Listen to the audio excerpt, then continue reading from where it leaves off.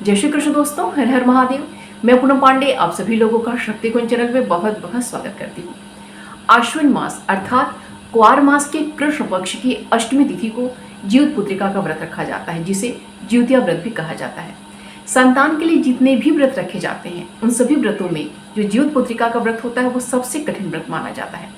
पितृपक्ष में जिस दिन अष्टमी का श्राद्ध होता है उसी दिन ये व्रत रखा जाता है, और जिस दिन नवमी का श्राद्ध होता है जिसे मातृ नवमी भी कहते हैं उस दिन जो है इस व्रत का पारण किया जाता है। जितनी भी संतानवती महिलाएं हैं वो सभी अपने संतान की दीर्घायु के लिए, उनकी सुख समृद्धि के लिए, उनका जीवन जो है संकट रहित रहे, वो जो है अपने संतानों के लिए इस व्रत को करती हैं। और जितनी अगर किसी महिला को संतान की कामना है, उसको संतान नहीं है, वो संतान चाहती है, तो ऐसे जो औरतें होती हैं वो भी जो है जीवित पुत्रिका का व्रत रखती हैं, लेकिन वो खड़ी ज्योतिया का व्रत करती हैं। खड़ी ज्योतिया का देखिए तात्पर्य यहाँ होता है कि जैसे जो सामान्य है, जैसे लोग, जैसे हम लोग हैं, तो हम लोग जो पूजा पाठन करते हैं तो एक जगह बैठ के अच्छे से पूजन पाठन आदि संपन्न करते हैं। लेकिन जिसको संतान की कामना है, अगर उसे संतान चाहिए तो वो पूजा में तो सम्मिलित होता है, वो व्रत भी करता है, लेकिन पूजन की जो सामग्री होता है वो नहीं चढ़ाता है। और जो कथा होता है, कथा का श्रवण भी मोस्टली जो औरतें थी, कुछ औरतें देखिए बैठ के कथा सुनती हैं, लेकिन मोस्टली जो औरतें होती हैं वो खड़े होकर ही जो कथा का श्रवण करती हैं। और अब उनसे अपनी मनोकामना जो है वो जो ज्योतिया माता हैं उनसे जो है अपनी मनोकामना को पूर्ण होने के लिए जो आशीर्वाद मांगती हैं। और जब उनकी मनोकामना पूर्ण हो जाती है तो वो भी सामान्य औरतों के संग बैठ के वो पूजन पाठ आदि करती हैं। तो जो खड़े होकर कथा सुनना, खड़े होकर पूरा पूजा का देखना, सब कुछ करना, इसीलिए इसको खड़ी ज्योतिया भी कहा जाता है। तो ये काम वो करती हैं जिनको संतान की कामना होती है, जिनको संतान नहीं होती है। इस व्रत का जो प्रारंभ है वो महाभारत काल से देखिए माना जाता है, क्योंकि जो महाभारत काल में पांचों पांडवों के जो पांचों पुत्र थे, उन पांचों पुत्रों को जो है गुरु द्रोणाचार्य के जो पुत्र थे अश्वत्थामा, क्योंकि उन्होंने कसम ली हुई थी कि वो जो पांडवों के जो वंश का वो समाप्त कर देंगे। तो उन पांचों पांडवों के जो पांचों पुत्र थे उनको सोए ही अवस्था में जो है अश्वत्थामा ने उनका वध कर दिया था। और जब उसे पता चलता है कि अभिमन्यु की पत्नी जो उत्तरा है उसके गर्भ में अभिमन्यु का पुत्र पल रहा है, तो वह जो है क्योंकि उनके वंश को खत्म करना था, तो वह अपने जो ब्रह्मास्त्र का प्रयोग करके गर्भ में ही जो है उत्तरा के गर्भ में उसके पुत्र को अर्थात अभिमन्यु के पुत्र को जो है वो उसी में उनको मार देता है। भगवान श्री कृष्ण के अनुसार ये जो बच्चा था उसका जीवित होना, मतलब उसका जन्म लेना बहुत ही आवश्यक था। इसीलिए भगवान श्री कृष्ण अपने समस्त पुण्यों का दान करके उस बच्चे को जो है उत्तरा के गर्भ में जो है पुनः वो जीवित करते हैं, जो बच्चा आगे चल के राजा परीक्षित के नाम से विख्यात होता है। तो ये जो बच्चा है वो गर्भ में ही जो है ब्रह्मास्त्र से मार दिया गया था, और भगवान श्री कृष्ण अपने पुण्यों का दान करके इस बच्चे को जो है वो पुनः जो जीवित करते हैं। तो बच्चा मर के जो है पुनः ही गर्भ में जीवित हो गया था, इसीलिए इस जो व्रत को जीवित पुत्रिका के नाम से जाना जाता है। तो वैसे देखिए इस व्रत से संबंधित तो देखिए बहुत सारी कथाएं और भी ज़्यादा प्रचलित हैं। एक कथा जिमूत वाहन चिल्हो सियारिन की कथा भी बहुत ही ज़्यादा इसमें प्रचलित है। और इस व्रत का देखिए उद्यापन नहीं किया जाता है, कोई भी महिला इस व्रत का उद्यापन नहीं करती है। इस व्रत को जो है पीढ़ी दर पीढ़ी जो आगे इसको बढ़ाया जाता है। जैसे अगर जो सास जो व्रत कर रही है तो वो अपने बहू को जो है इस व्रत को ट्रांसफर करती है, ठीक है। वो जो बहू है वो आगे अपने आने वाली जो बहू है उसको ट्रांसफर करती है। तो पीढ़ी दर पीढ़ी जो है इस व्रत को आगे बढ़ाया जाता है, इसका उद्यापन नहीं किया जाता है। आइए जानते हैं कि 2025 में जीवित पुत्रिका का व्रत कब रखा जाएगा। तो आश्विन मास के कृष्ण पक्ष की अष्टमी तिथि का जो प्रारंभ है वह 14 सितंबर दिन रविवार की सुबह में 5:04 हो रही है, और यह अष्टमी तिथि 14 सितंबर दिन रविवार को पूरे दिन हमें प्राप्त हो रही है और लगभग पूरी रात्रि हमें प्राप्त हो रही है। जब 14 सितंबर दिन रविवार की रात्रि समाप्त होने वाली है और अगले दिन का अर्थात 15 सितंबर दिन सोमवार का ब्रह्म मुहूर्त प्रारंभ होने वाला है, तो 3:06 पे जो है अष्टमी तिथि समाप्त हो जा रही है। उसके पश्चात जो है नवमी तिथि प्रारंभ हो जा रही है। तो कई सालों के बाद, मुझे 2-3 साल से लगातार है कि जो ज्योतिया का व्रत है वो 2-2 दिन का मनाया जा रहा था, लेकिन इस साल जो है बिना किसी विवाद के जो है 14 सितंबर दिन रविवार को ही ज्योतिया का व्रत रखा जाएगा, क्योंकि देखिए उदया तिथि में भी हमें मिल जा रही है। और चूंकि ये जो पूजन होता है वो दोपहर से लेके संध्या काल तक ये पूजन किया जाता है, तो उस समय भी अष्टमी तिथि हमें मिल रही है, रात्रि में भी लगभग हमें पूरी रात्रि लगभग हमें प्राप्त हो रही है। तो बिना किसी विवाद के अर्थात निर्विवाद जो है इस बार 14 सितंबर दिन रविवार को जो है जीवित पुत्रिका का व्रत रखा जाएगा। और देखिए अगर कोई जो है नया व्रत प्रारंभ करना चाह रहा है तो इस साल जो है नया व्रत प्रारंभ कर सकता है, क्योंकि अगले साल 2026 में जो है अधिक मास अर्थात मलमास लगेगा, और मलमास में कोई भी नया व्रत प्रारंभ नहीं कर सकता है। तो किसी को भी अगर ज्योतिया का व्रत प्रारंभ करना है तो इस साल से जो है, अगर आप मायके में हैं तो मायके से कर लीजिए, ससुराल में है तो ससुराल से कहीं से भी जो है इस व्रत को अपना प्रारंभ आप कर सकती हैं। 14 सितंबर दिन रविवार का जो व्रत है वह मृगशिरा नक्षत्र में और सर्वार्थ सिद्धि योग में संपन्न हो रहा है, जो कि बहुत ही ज्यादा उत्तम और बहुत ही ज्यादा मंगलकारी है। ज्योत पुत्रिका के पूजन की अगर मुहूर्त की हम बात करें तो देखिए ज्योत पुत्रिका का जो पूजन होता है वह दोपहर से लेके जो है सूर्यास्त होने से पहले जो है संपन्न कर लिया जाता है। तो देखिए इस बार क्या है कि इस बार जो है शाम में जो है 4:30 बजे से 4:31 से जो है राहु काल शुरू हो जा रहा है।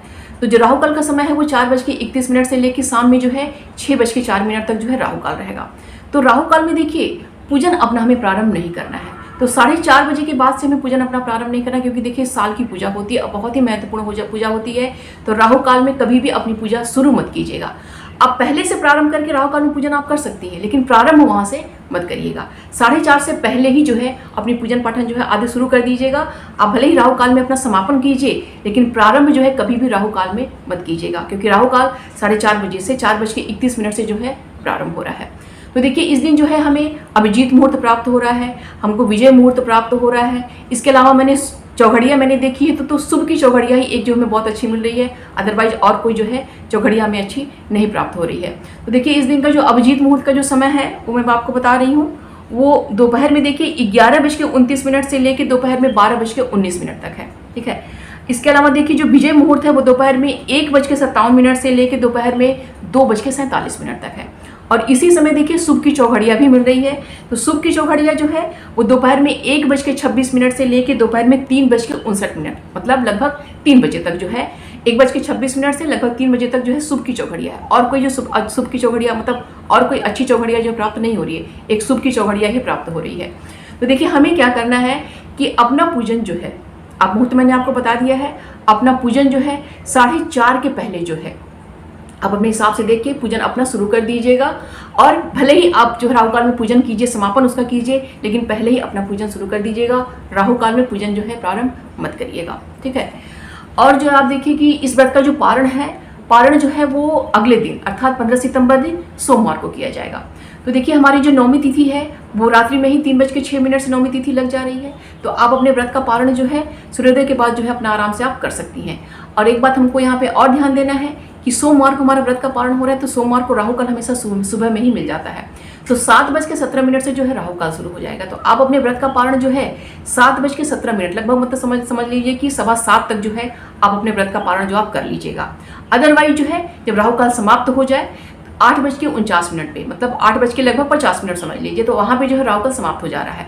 मतलब आप समझ लीजिए कि 7:17 से लेके 8:49, मतलब 7:15 से लेके 8:50 तक तो राहु काल रहेगा। या तो आप 7:15 से पहले अपने व्रत का पारण आप कर लीजिए, या फिर जो है 8:50 तक के बाद जो है अपने व्रत का पारण आप कीजिए। क्योंकि देखिए इस दिन मातृ नवमी रहेगा, तो जो है मातृ नवमी से संबंधित जो खाना वगैरह बना के जो निकाला जाता है वो सब भी काम रहेगा। इसके अलावा दान वगैरह भी, ब्राह्मण को दान वगैरह दे के तभी जो है व्रत का पारण किया जाता है। तो आप देख लीजिएगा कि पहले अगर आप कर सकिए 7:15 से पहले तो पहले कर लीजिएगा, अदरवाइज जो है 8:50 पे अब के बाद जो है आप अपने व्रत का पारण आप कीजिएगा। राहु काल में देखिए व्रत का पारण नहीं किया जाता है, तो उसको देखिए अवॉइड कीजिएगा। ज्योत पुत्रिका का जो व्रत है वह निर्जल रह के व्रत किया जाता है। तो देखिए नियम तो यही है कि इस व्रत को निर्जला करने का नियम है, लेकिन अगर आपकी शारीरिक सही अवस्था सही नहीं है तो आप जो है इस व्रत को जो है जल पी के भी व्रत कर सकती हैं। या फिर तो देखिए एक नियम ये है कि आप जो है सुबह से लेके जो है ब्रह्म मुहूर्त से लेके जो है आप निर्जला व्रत कीजिए। जब आपका पूजन जो संपन्न हो जाए उसके पश्चात जो है आप जो अपने जो है जल पी लीजिए। एक नियम ये भी कर सकती हैं। अगर ये भी नहीं कर सकती हैं आप तो फिर आप केवल जो है जल पी के इस व्रत को आप कर सकती हैं। लेकिन इस व्रत में देखिए फलाहार वगैरह जो है खाना मना होता है, सीधा नमक खाना देखिए मना होता है। अगर आप गर्भवती हैं तो आप देखिए एक बार समझ लीजिएगा अपने डॉक्टर से कि डॉक्टर आपको क्या बोलता है, क्योंकि देखिए व्रत ये देखिए छोड़ा नहीं जाता है। ठीक है। तो अगर गर्भावस्था में अगर आप हैं तो व्रत छोड़िएगा मत, भले ही आप फल खा के जो है पानी वगैरह पी के जो है इस व्रत को आप कर लीजिएगा, लेकिन व्रत नहीं छोड़िएगा। लेकिन ये केवल गर्भवती महिलाओं के लिए ऑप्शन है। अदरवाइज जो है या तो आप निर्जल इस व्रत को कीजिए, अगर वो नहीं कर पाती हैं तो फिर जल पी के कीजिए, या फिर जो है आप पूरे दिन जो है आप निर्जल व्रत कीजिए। शाम को जब पूजा आपका खत्म हो जाए उसके बाद जो है जल पी के आप इस व्रत को आप अच्छे से संपन्न कीजिए। ठीक है। अब जो है इस व्रत में देखिए इसका नियम एक और समझिए कि इसका जो नहाए खाए होता है, क्योंकि देखिए मोस्टली जो हमारा निर्जल व्रत होता है जो 24 घंटे की जो व्रत होते हैं तो वो उसका 3 दिन का मोस्टली सभी जो व्रत होते हैं वो 3 दिन के हो जाते हैं। एक तो हमारा जो मुख्य है उस दिन व्रत होता है। ठीक है। उसके ठीक एक दिन पहले, जैसे कि हमारा 14 सितंबर को हमारा व्रत है ज्योत पुत्रिका का, उसके ठीक एक दिन पहले अर्थात 13 सितंबर दिन शनिवार को जो है नहाए खाए होता है। ठीक। अब व्रत के अगले दिन अर्थात जिस दिन व्रत का पारण करेंगे 15 सितंबर दिन सोमवार को, उस दिन जो है व्रत का पारण करना है। तो 3 दिन का देखिए ले दे के हो जाता है। तो देखिए 13 तारीख को 13 सितंबर को जो है शनिवार रहेगा, उस दिन जो है नहाय खाए का दिन मनाया जाएगा। तो देखिए जीव पुत्रिका के व्रत में देखिए मोस्टली जो नियम होता है वो एक ही होता है, लेकिन कुछ कुछ क्षेत्रों पे देखिए थोड़ी जैसे ही जो है भाषा बदलती है ना, अलग अलग क्षेत्रों में थोड़ी सी जो पूजा में चेंजिंग होती है, कुछ कुछ नियम जो है अलग अलग जो बदले रहते हैं। तो सबसे पहले इस व्रत को करना अगर आपको है, कर रही हैं आप, तो जो आपके घर के नियम के अनुसार व्रत जैसे पूजन होता है उसके अनुसार आप पूजन कीजिएगा। बातों को समझ लीजिए कि हाँ कैसे कैसे किया जाता है, लेकिन मुख्य जो होती है थोड़ी थोड़ी देखिए चेंजिंग होती है, तो उसके अनुसार देखिए आप उस पूजा को आप कीजिएगा।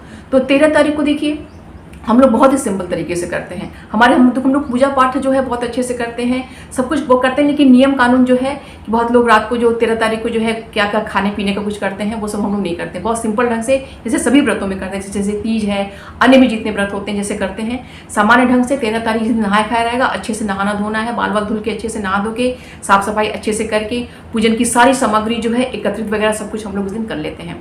और सूर्यास्त के बाद जो है उस दिन हम लोग जो है अन्न फिर नहीं खाते हैं, लहसुन प्याज नहीं खाते हैं, ब्रह्मचर्य का पूरी तरीके से पालन करते हैं, बिल्कुल सात्विक जो है अन्न हम लोग खाते हैं। ठीक है, तो देखिए अब क्या है, जब नहाय खाए हमारा हो गया, अब यहाँ पे एक बात और ध्यान देने की चीज़ है कि उस दिन शनिवार है, 13 सितंबर को शनिवार है। तो बहुत देखिए ये शास्त्रों के अनुसार ये है कि शनिवार को बाल नहीं धोना चाहिए महिलाओं को। ऐसा हम लोग भी करते हैं, मैं भी करती हूँ, लेकिन चूंकि व्रत है, साल का हमारा व्रत है, तो ऐसे में एक दिन पहले शनिवार पड़ जा रहा है, तो मजबूरी है हम लोग को बाल धुलना पड़ेगा। तो बिना किसी वहम के, कोई वहम पाले बिना आप जो है शनिवार को बाल अपना अच्छे से धुल सकती हैं।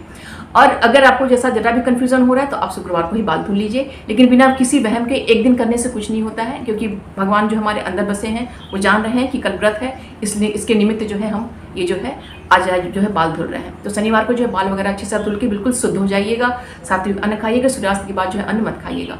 और अब देखिए क्योंकि हमारा 14 सितंबर को व्रत प्रारंभ हो जाएगा, तो ब्रह्म मुहूर्त शुरू होने से पहले 2 बजे से 2:30 बजे के बीच में उठ के जो है, क्योंकि निर्जल व्रत करना है, तो ऐसे में देखिए बहुत लोग को मेडिसिन खाना होता है, बहुत लोग को जो है बिना चाय के हेडेक वगैरह आदि सब कुछ होने लगता है। और उस दिन देखिए व्रत के दिन देखिए हम लोग जो है बहुत कुछ बना के बनाना भी होता है, चढ़ाना भी होता है, तो बहुत सारा काम रहता है।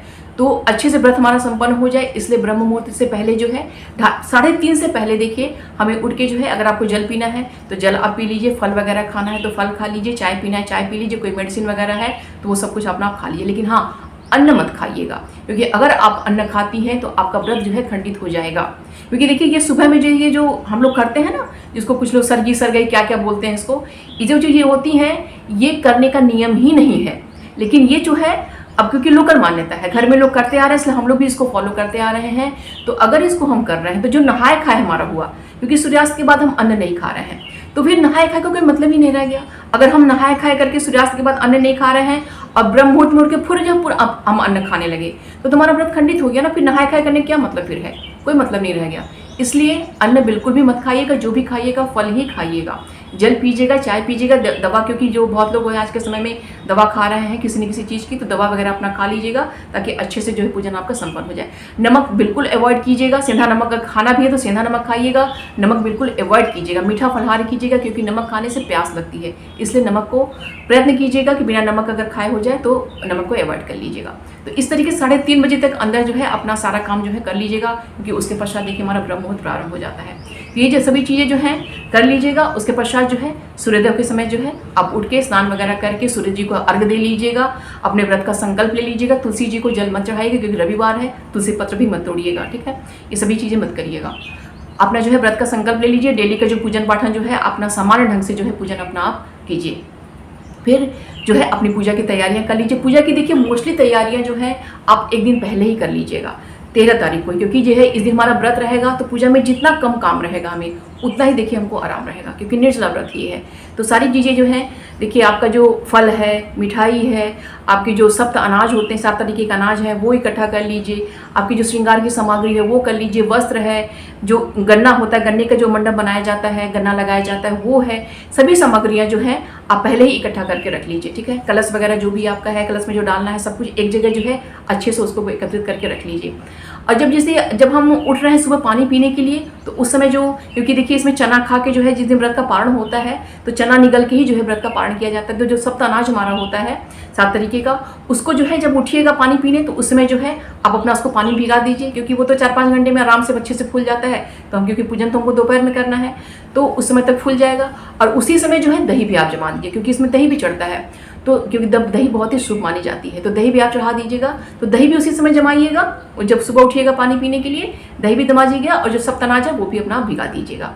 तो सभी जो सामग्रियां हैं एक दिन पहले ही एकत्रित करके अच्छे से अपना रख लीजिए। और देखिए क्योंकि इस पूजन में जो चढ़ाई जाती हैं चीज़ें, बहुत लोग देखिए मीठी पूड़ी चढ़ाते हैं, कुछ ठेकुआ चढ़ाते हैं, गुजिया चढ़ाते हैं, हलवा पूड़ी आदि जो चढ़ाते हैं बना के, वो उसी दिन बनाई जाती है, बासी नहीं चढ़ाया जाता है, उसी दिन बना के चढ़ाया जाता है। तो जो डाल भरते हैं उनको ज़्यादा मेहनत होता है, तो घर में कई लोग इकट्ठे होकर डाल भरने का, जब कुछ घर में शुभ का काम होता है, शादी विवाह बच्चा आदि होता है तो डाल भरा जाता है। तो ऐसे में कई लोग इकट्ठे होकर सभी चीज़ों को बनाते हैं, डाल भरते हैं। और वैसे देखिए जो सामान्य है तो ऐसे में देखिए इसमें 8 की संख्या का बहुत ही ज़्यादा महत्व होता है। तो 8 प्रकार की जो है सामग्रियाँ जो कम से कम चढ़ानी चाहिए हमें। 8 बातियों का जो दीपक होता है वो चढ़ाया जाता है। तो 8 की संख्या का देखिए बहुत महत्व होता है, ठीक है। तो पूजन की सामग्री देखिए मैं आगे आप लोगों को दिखाने का प्रयत्न करूंगी कि मैं वीडियो बना दूं, तो सामग्री मैं इसमें दिखा दूंगी। वैसे मोस्टली जो करते हैं सभी को सामग्रियाँ पता ही रहती हैं कि ये सामग्रियाँ इसमें लगती हैं।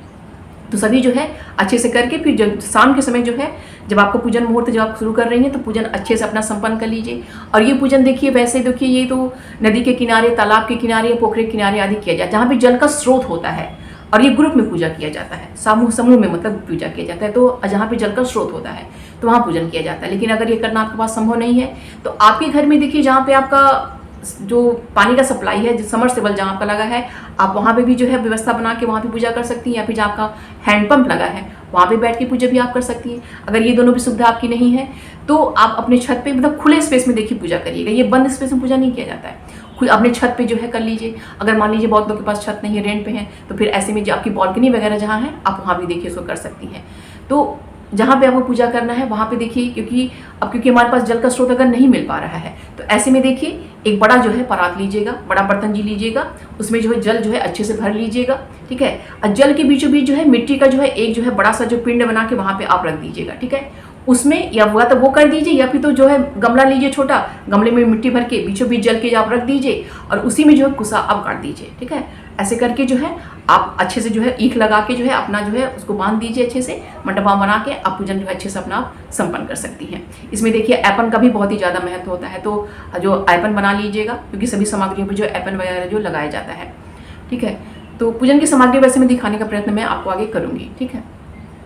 तो इस तरीके से जो है आप अपना शाम का जो पूजन अच्छे से कर लीजिए। इसमें 8 जो है कहानियाँ सुनी जाती हैं, 8 कहानियाँ सुनी जाती हैं, उसका भी बहुत ही ज़्यादा महत्व होता है। जब कहानियाँ हम सुनते हैं तो अपने हाथ में जो सप्तनाच हम भिगाए रहते हैं उसको अपने हाथ में लेके जो है कथा हम सुनते हैं। और जब कथा समाप्त होता है तो जो पानी इकट्ठा रहता है ना, उसी पानी में जो उसको जल में हम उसको डाल देते हैं। तो 8 बार इस तरह से कथा हम सुनते हैं, 8 बार जो है ले लेके जो है उसको जल में डाल देते हैं। जब कथा पूजा जो पूरा पूर्ण हो जाता है तो वो जो हमने जो अनाज उसमें डाला हुआ है उसको प्रसाद स्वरूप में निकाल के जो है अपने पास जो है प्रसाद में रखते हैं। और अगले दिन जो व्रत का पारण करते हैं तो इसी में से जो है चना निकाल के जो है व्रत का पारण करते हैं। और ये जो कथा सुन के जो हमने अनाज निकाला हुआ ना, ये प्रसाद जो है मोस्टली जो अपने घर के सभी सदस्यों को हम लोग देने का प्रयत्न किया जाता है कि सभी लोग जो इसमें से प्रसाद अवश्य ले लें।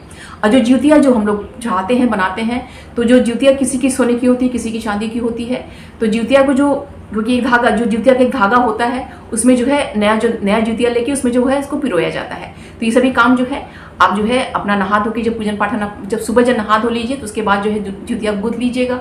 हम लोग देखिए कुछ लोग जो होते हैं उसी दिन देखिए पूजा के बाद पहन लेते होंगे, लेकिन हम लोगों के जब पारण हम करते हैं अगले दिन जब हम कर लेते हैं, जब पारण करते हैं तो उस समय जो है जो ज्योतियाँ हमारी रहती हैं उसको हम लोग पहनते हैं। और जो पुराना जो धागा हम निकालते हैं उसको देखिए जल विसर्जन कर दीजिए आप अगले दिन, या फिर एक दो दिन बाद भी कर सकते हैं, या फिर जो मिट्टी में जो है आप उसको दबा दीजिए क्योंकि वो पैर से नहीं लगना चाहिए क्योंकि वो चढ़ाया जाता है, ठीक है। कलश में भी देखिए यहाँ पे बहुत लोगों का कुछ लोग कलश बनाते हैं, कुछ लोग कलश नहीं बनाते। हम लोग जैसे बनाते हैं तो कलश भी देखिए देख लीजिएगा, कलश आपके यहाँ लगता है तो लगाइएगा कलश, नहीं लगता है तो फिर मत करिएगा। जिमुत वाहन का देखिए मिट्टी से जो है चिल्हो सियारिन जिमुत वाहन भी वहाँ बनाया जाता है। तो देखिए मैंने इस पर 2 वीडियो ऑलरेडी बना के डाला हुआ है चिल्हो सियारिन और जिमुत वाहन बनाने का, तो आप देख ली, मैं वीडियो का लिंक दे दूंगी डिस्क्रिप्शन में, उसको आप देख लीजिएगा। अगर समय मिला, क्योंकि देखिए बहुत ज़्यादा गर्मी पड़ रही है बनारस में, अगर ऐसी ही गर्मी रह गई, पड़ती रह गई, तो जितिया का व्रत में हम लोगों को कितनी बहुत ज़्यादा दिक्कत होने वाली है। अगर समय रहेगा तो मैं दिखाने का प्रयत्न बना के फिर से पुनः आप लोगों को करूँगी। अदरवाइज जो लिंक मैं देखिए डिस्क्रिप्शन में डाल दूँगी, आप लोग उसको देखिए देख लीजिएगा। देखिए जैसे हम लोग तीज का व्रत करते हैं, तो तीज के व्रत में हम लोग देखिए 16 श्रृंगार करते हैं, लेकिन इस व्रत में देखिए 16 श्रृंगार करने का महत्व नहीं है, इसमें श्रृंगार लेकिन करना है। आप जब बाल धुलिए तो आपका जो सोहगैला है, उसी सोहगैले से जो है आप अपना मांग भरिए। ऐसा बिल्कुल मत आप लोग कंफ्यूज होइएगा कि पितृपक्ष चल रहा है तो अपना सिंदूर हम प्रयोग, बिल्कुल पितृपक्ष बहुत ही शुभ का समय होता है। इसमें देखिए हम लोग नवरात्र की सामग्रियाँ भी खरीदेंगे, नवरात्र के पूजन की सामग्रियाँ भी खरीदेंगे। इस जो है पूजन से संबंधित, ज्योतिपुत्रिका संबंधी जो है सभी पूजन की सामग्रियाँ खरीदेंगे। पितृपक्ष बहुत ही अच्छा समय होता है, सभी जो है कार्य किए जाते हैं, ठीक है। तो आप उसमें बिल्कुल कंफ्यूज मत होइएगा। मांग में सिंदूर भरिएगा, पैर में जो है महावर लगाइएगा, बिछिया चूड़ी जो है सब कुछ अच्छे से पहन के जो है सुहागिन औरतों को हमेशा जो है अच्छे से श्रृंगार करके तो ही पूजा में अच्छे से बैठना चाहिए। अब तीज की तरह जो है ऐसा नहीं है कि आपको नथिया बेदी टीका सब पहन के पूजन कीजिए, लेकिन सिंदूर है, चूड़ी है, बिछिया है, सब कुछ पहन के अच्छे से बैठ के पूजन करना चाहिए। और इसमें जो सामग्रियाँ हम चढ़ाते हैं, जो श्रृंगार की सामग्री है, वस्त्र है, खिलौने वगैरह जो है सब कुछ चढ़ाया जाता है। गंडा है, जो गंडे हाथ में पहने जाते हैं, गले में पहने जाते हैं, ये सभी सामग्री देखिए बाहर किसी को नहीं दिया जाता है, ठीक है। ये अपने घर के लोग ही इसको प्रयोग करते हैं। जैसे आप अपने घर में स्वयं प्रयोग कीजिए, आपकी सासू माँ प्रयोग करें, आपकी देरानी है, जेठानी है, आपकी नंद है, इन सभी को देखिए प्रयोग किया, सभी लोग इसको करते हैं, ये बाहर में नहीं दिया जाता है। और जब व्रत का पारण हम करते हैं तो व्रत के पारण से पहले देखिए दान अवश्य कीजिएगा। तो दान के लिए देखिए जो कुछ तो हमने चढ़ाया हुआ है उसमें से कुछ जो है खाने की सामग्री, जैसे फल वगैरह निकाल लेना चाहिए। कुछ जो है अगर आपने जैसे मीठी पूड़ी वगैरह बनाए वो ले लीजिए, चावल ले लीजिए, अब जो आटा ले लीजिए, चावल वगैरह मतलब करके दक्षिणा रख के, फल मिठाई रख के, सब कुछ रख के एक ब्राह्मण को जो है दान दे के तभी जो है अपने व्रत का पारण कीजिएगा। क्योंकि किसी भी व्रत में जो है पारण करने से पहले दान जो है अवश्य करना चाहिए, फिर जो है व्रत का अपने पारण करना चाहिए। इस व्रत से संबंधित कोई भी प्रश्न अगर आपका है तो कमेंट बॉक्स में मुझसे पूछिएगा, मैं उसका रिप्लाई आपको अवश्य करूंगी। उम्मीद करती हूँ कि ये वीडियो आप सभी के लिए बहुत ही हेल्पफुल होगा। वीडियो पसंद आएगा तो प्लीज़ लाइक कीजिएगा, शेयर कीजिएगा। चैनल पर अगर नए हैं तो प्लीज़ चैनल को सब्सक्राइब अवश्य कर लीजिएगा। मिलते हैं अगले वीडियो में। अपना और अपनों का ख्याल रखिएगा। जय श्री कृष्ण, हर हर महादेव।